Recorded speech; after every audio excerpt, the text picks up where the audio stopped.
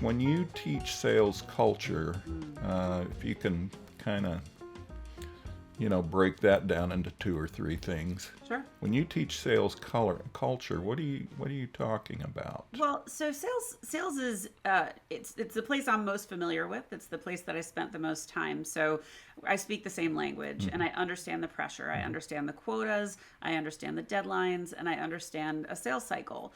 And all of that comes with enormous pressure. The first thing that happens when a company is not looking like they're going to make their number is everyone knee jerks to micromanage. And no one ever enjoys that.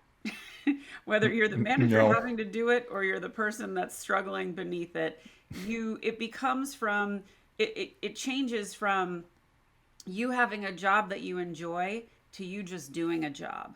And that is a sad, sad thing when you see people disengage and just get it done or just mail it in or do the quiet quitting. And the truth of the matter is everything I teach is applicable to all leadership, but I speak sales and that's where I start. And others will reach out to me and be like, I know I'm a VP of operations or I know I'm a CHRO. I actually really want to talk to you. I want to bring you in house. And that's rewarding. But some of the things that I focus on is how do you leverage recognition? Recognition, for the most part, is free. And yes, managers have budgets and they can give gifts and they can, recognize people. But by calling someone out and saying, hey, Wink, you did a phenomenal job on that last sale. I know it wasn't our biggest, but would you speak on the next all hands call and tell people the story of how you did it? Or, hey, Becca over here has been supporting our team for a while and she went above and beyond doing this, guys. She's not even on our team, but we need to recognize her for what she did. When you do that, first of all, you're seen as a generous leader. But second, it inspires people to do more. It creates friendly competition. Other people say, I want the spotlight. How do I get there? And so that's just one tiny example. Another thing I do a lot of focus on is communication and language choice.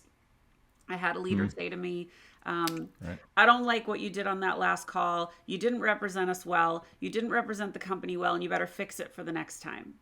Well, Wink, how do you think I did for the next call? I sucked. I sucked. Not well. I was so stressed. I was so anxious. I was so fearful of screwing it up. And I wasn't relying on my instincts or my sense of humor or my ability to read people. I was just scared.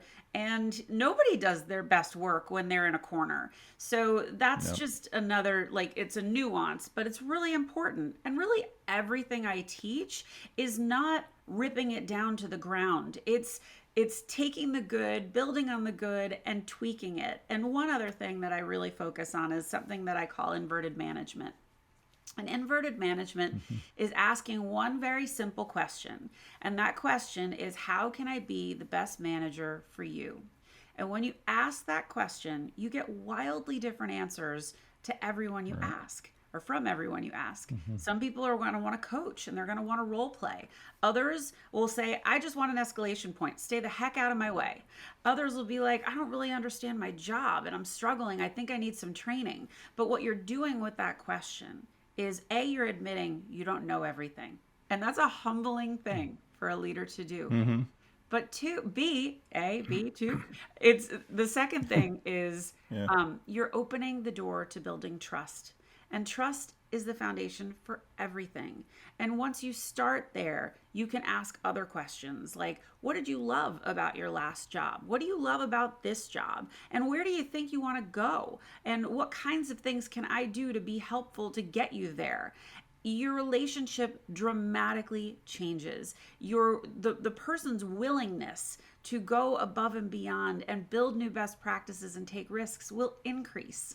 It's all a matter of trust, and feeling like someone has your back makes you want to do more.